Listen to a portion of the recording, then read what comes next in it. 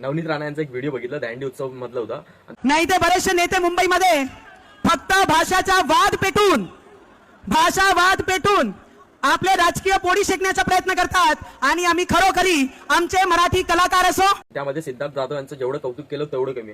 बोलतात महाराष्ट्रामध्ये काही नेते आता त्यांची राजकीय पोळी भाजवण्यासाठी भाषावाद करत आहे.